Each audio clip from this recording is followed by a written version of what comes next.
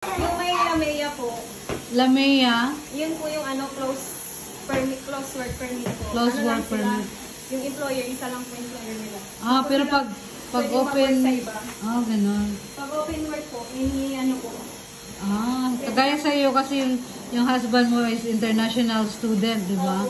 So, yung apply mo is open work permit. Yung visa ko po.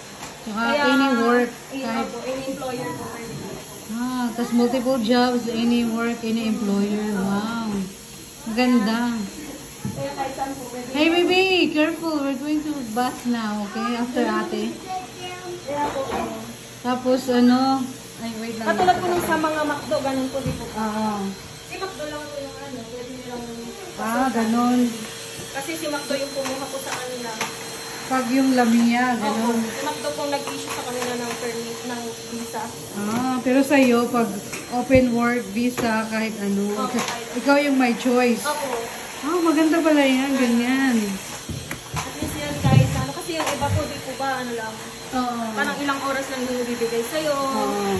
Kaya naman po. Ikaw, kahit full time, ganun. Opo, full time. Hanggat kaya po. Hanggat kaya mo. Kung gusto mo pang magdagdag ng trabaho.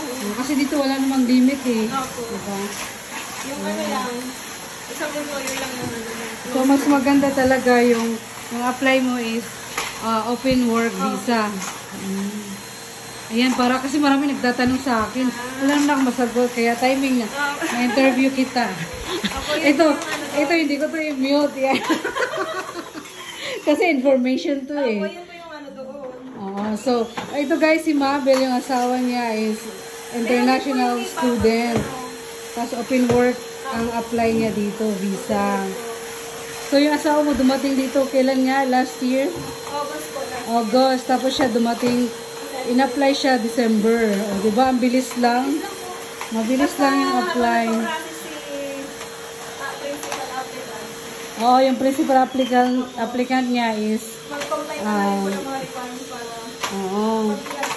ilang years yung ano pag-aaral ng ano? 2 taon po. 2 years yung ano niya. Okay. Tapos ano po yun, magkakaroon po siya ng another 3 years po na... Another 3 years pa? Na graduate permit. Yung pwede siyang magtrabaho pa ng another 3 years. Okay. Kaya parang 5 years po yung ano namin, hanggat di po kami na PPR. Pero continuous ka lang. Opo. Pero yung ano, work permit visa mo, ano yun, ilang years yun? Ilang years yung... Ano din po, ganun din po kung ano yung permit ko ni student. Same. Okay. Same pala kayo. Okay. Pero ngayon po, yung... Pero nagbago na, sabi mo, di ba? Nagbago na ngayon. Yung sinabi ko na kailangan ang kukunin na yung student ngayon. Is yung... Doctorate or... Doctorate, masteral. Para makakuha siya ng...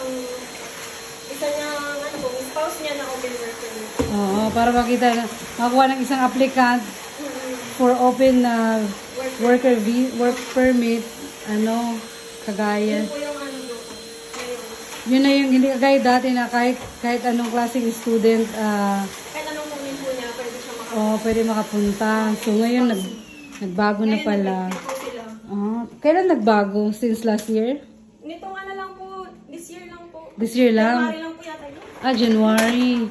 So you're lucky no, nakapunta ka dito.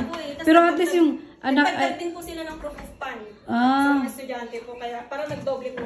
Nagdagdag. Sakto nga po, nakaalis, nandito na po kami. Maganda. Timing din. Timing. So ayan guys, may share na ako sa inyo. Bye-bye. Bye-bye po. See you. Salamat. Sa Salamat. vlog nyo. Wait lang.